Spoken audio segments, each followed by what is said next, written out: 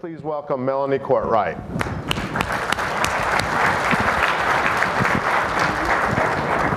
So I'm going to build on some of the things that Ari just spoke about. I think the reason that our presentations are so similar is we're trying to set a stage for you that there are some forces going on in our industry. There are some driving change. And as an industry, I've been around in this industry, for those of you who know me, a really long time, so I think I get to talk openly with you. As an industry, it tends to be our nature to look at a force and immediately decide if it's good or evil, if it's a Jedi or a Sith. And if we decide that a force is evil, we rail against it. And we try to block it in any way we can. And if we decide that a force is an ally, we embrace it. And that serves us well when we quickly decide something is an ally, but it can really hinder us when we decide something is a foe. And so I'm even going to have some more Yoda pictures and quotes. So there'll be some similarities. But what I really want to do is bring it to some very specific industry stuff. So there are three, if you have the grit report in front of you, there are three pieces of forces that are really front and center. The first one is data, data, data. And Ari spoke about data really quite a bit, actually. He spoke about how they're harnessing data and using tech to make it really cool. But data is a huge megatrend. I'm actually not going to speak about that, but you're going to hear a lot about it at this conference. Then there's the force of automation. I'm going to speak about that for a minute. And then there's the force of mobile.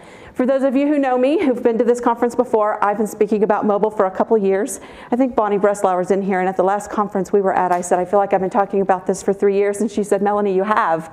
And I'm going to talk about it again because we're not done.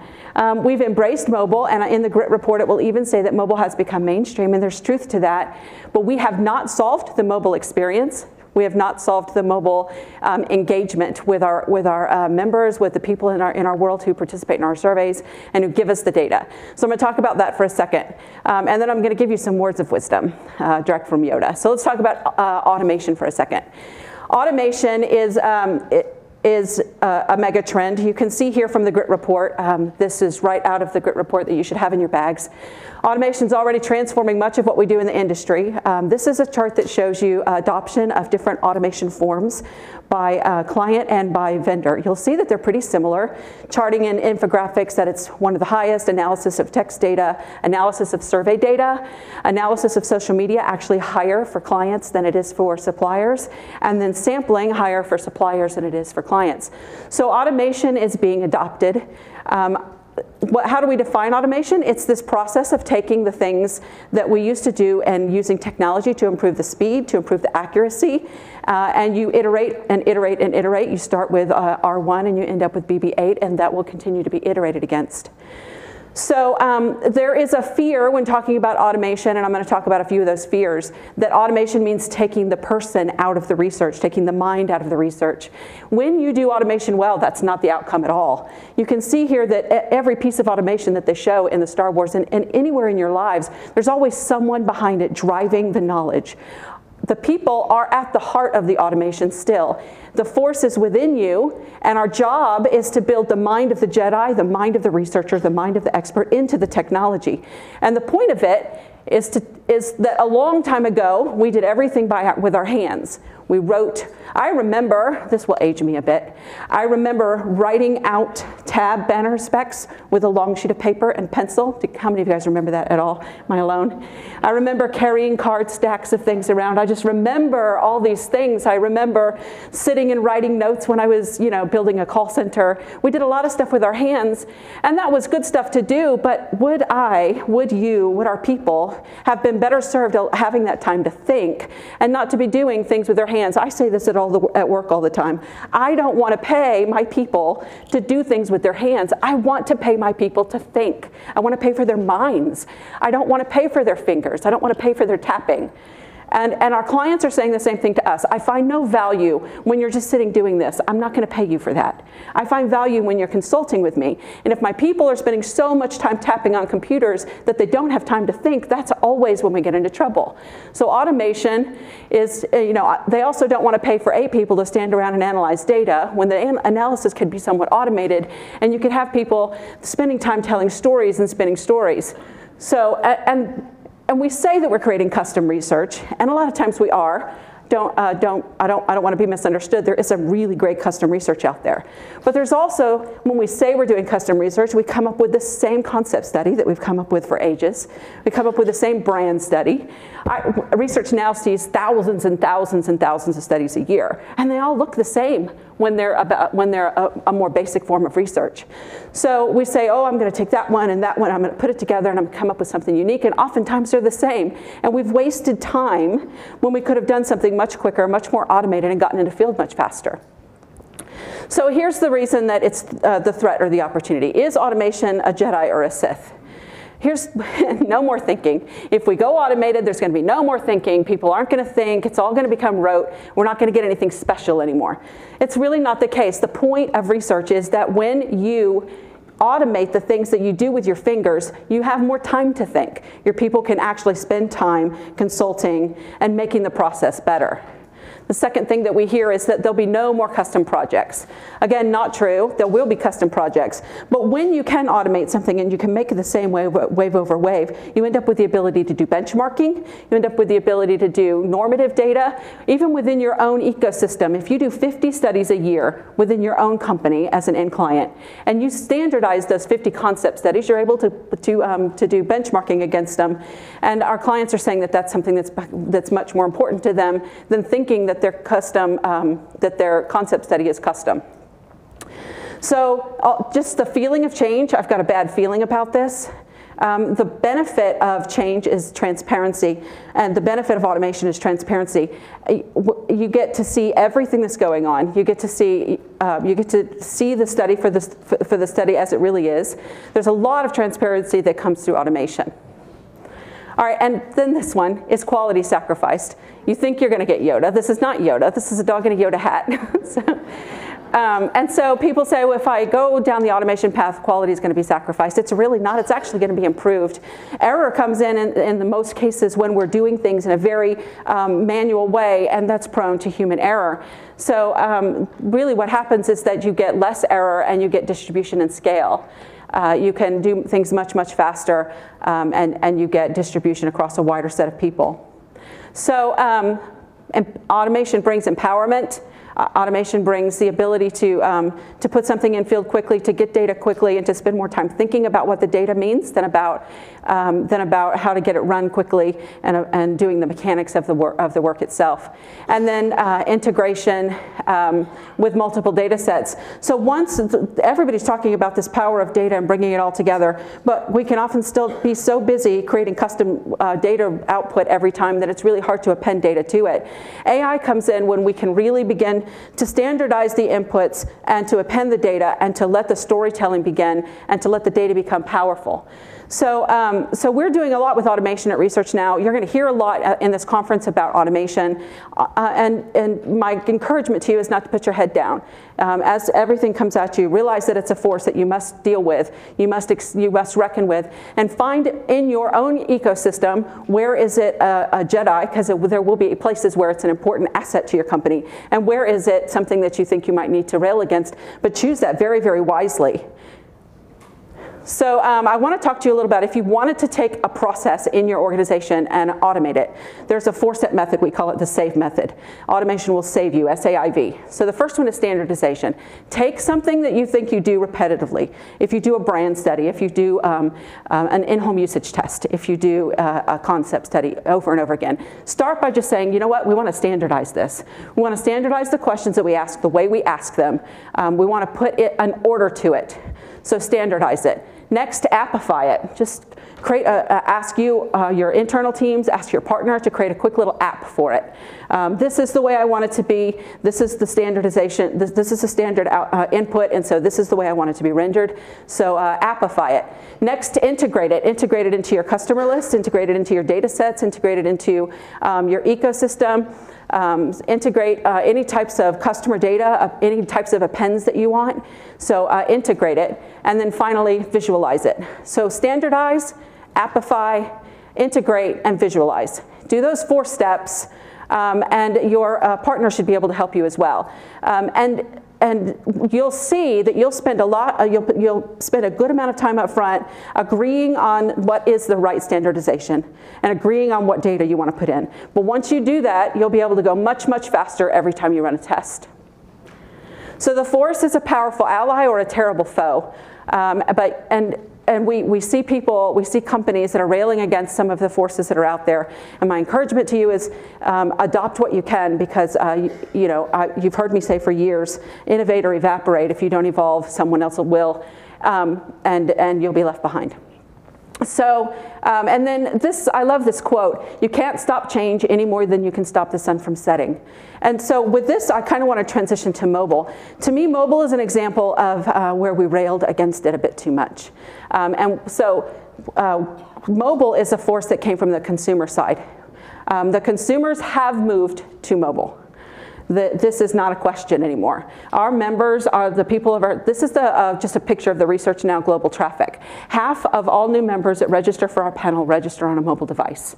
And then you can look at the blue quadrants below that, showing you what the actual traffic each day is on completes. You can see there's a big gap, and that's because for every person that comes in and joins our panels, some of them leave when they're on mobile devices. They don't come back because the experiences from the surveys are not great. So we lose people. When they come in, we do our best to give them a mobile experience, but there's not enough great mobile content out there. So we hear people say to Research Now, man, I really want you to be able to do more. I need you to have higher feasibility. And man, I can tell you, we're trying, we're getting those people to come in, but some of them don't stick around because the content that you ask us to give them and put in front of them, it's just not great. So here's a look. As you know, Research Now has been scoring mobile for the last couple years. We score every survey that comes through our doors.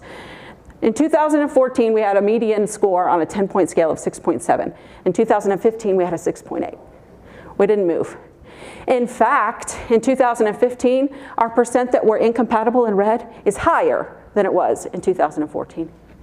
We've made a little bit of progress in 2015 on optimized. We've made, but those came out of the possible. The incompatible actually went up. We have to do better. We, as an organization, we have to do better to give you even more compelling reason and even more advice on what to do with your surveys, but we have to do better here. The people have moved. So here's an example, just an example of a client. This client's actually doing really well on their ad hoc studies, but they haven't changed their trackers. They have not changed their trackers. They're afraid to change their trackers. I can tell you in talking to some of my colleagues, if they're not changing their trackers, their competitors are going around them and saying, your consultant hasn't changed your tracker, and so I'm going to change it for you. They're afraid to change them, afraid for a lot of reasons, revenue reasons, stability, consistency is God. But it's not over representativeness. It's not over letting it become something that's not meaningful to the client anymore. And let me tell you what I mean by representativeness. Here are the personality differences when looking at people who have mobile first versus PC first. They tend to be more trendy. They tend to like excitement. They tend to like variety. They tend to like new and different things. They also are more materialistic when they're mobile first. They admire those who have expensive cars and homes. They think items owned represent success, and they like a lot of luxury in life. These are important to your research findings. Every brand study needs these type of people in their research. Every product study, every concept test, every one of them need these types of people. They're underrepresenting the materialistic side. They have different consumer behavior. They buy groceries online more. They buy clothing and shoes online more. They post product reviews. They post on social media. If your study is not letting mobile people in, you're underrepresenting the people who are going to be out there screaming about the good things or the bad things about your product or brand. So we must unlearn what we've learned. And the words of Yoda, We must unlearn that consistency is more important than everything else. Consistency is important in the fact that I need to be able to do what I did yesterday again today and tomorrow. But that does not mean that I don't ever change my study and that I miss out on portions of the population, because actually representing the population is far more important. That's our #1 goal. We're supposed to be telling our clients what the population wants, and we're losing them. You want to know the difference between a master and a beginner. The master has failed more times than the beginner has ever tried. I have made so many mistakes. We've all made so many mistakes. Our industry has made so many mistakes, but we learn from them and we grow. If we don't even try, then we never become a master. And then, in the final wise words of Yoda, do or do not, there is no try. We must make progress. We must do. We must not say we're going to try. We must move forward. And may the force be with you.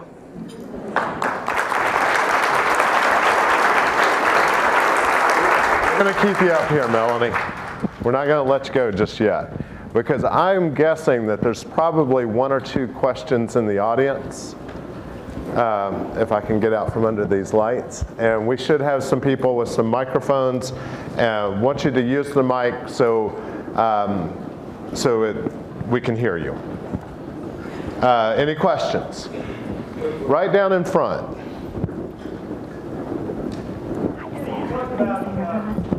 Can we get a mic up here?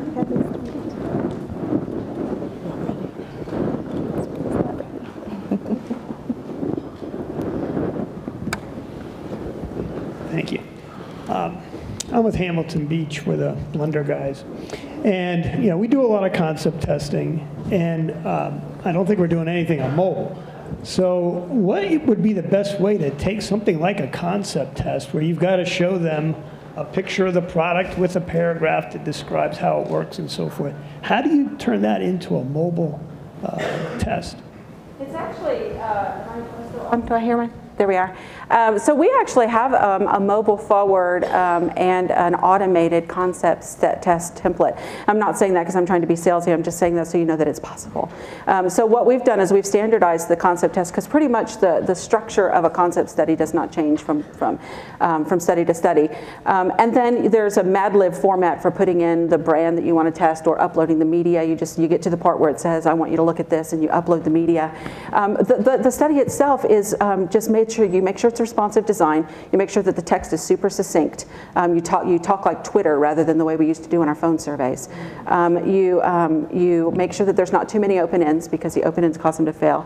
You make sure that there's no flash. You reformat the way you ask the attributes so that they're not all in a grid and they're trying to press tiny little buttons, but that they swipe left and right like Tinder. Sorry. So you just take the experience that they're seeing in all the other apps that are all over the world, and you apply that to how you design the construct of the survey. And your partner should be able to help you with that.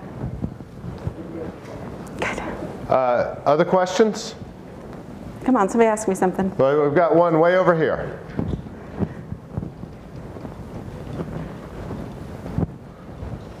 Hi, I'm wondering, when you talked about the automation and you talked about Appify, do you literally mean make an app, or is that an analogy? It's both. We literally have like a concept study app that we can use, but it's also an analogy for in the ecosystem. Create some little program that you can pull up and lather, rinse, repeat. So it's both. Is that it? Yeah. Okay. Other questions? Here we go. On this side, in the middle. We've got a mic coming to you. Great presentation, Melanie, Thank you. usual. I was wondering, when you talked about automation, what have you seen in terms of the human impact of automating what before we used to do with the hands? Yeah, so we've done an awful lot of automation at Research Now. We have a brand new delivery platform, we have a brand new panel platform, we have brand new marketplace tools, we have brand new data tools. We've actually done a lot of automation, and a lot of the things that people used to sit around and have to do manually, they're not having to do manual anymore. And as an organization, that was a shift for us. And there was some anxiety among the people who were doing the manual work. Am I going to be out of a job? But the truth of the matter is there's always a place for great minds to think and to give us more out of their time and energy. And our clients have actually said, man, I'm so excited that the things that you used to spend time doing this, your team's actually given me more value for the time now. And we've also seen a lot less error. So when you set up a census rep study and you have to manually put in what the census rep quotas are, it's super easy to just fat finger the quotas. It's super easy to just make mistakes. And so a lot of those mistakes have come out. A lot of the blending is automated now so that you can't make a mistake and blend something. So you actually get more consistency in things like sample because you don't make mistakes in the input error piece.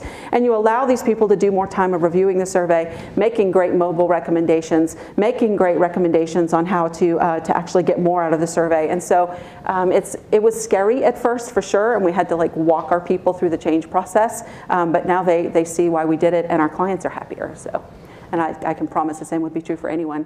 Okay. Thank you, Melanie.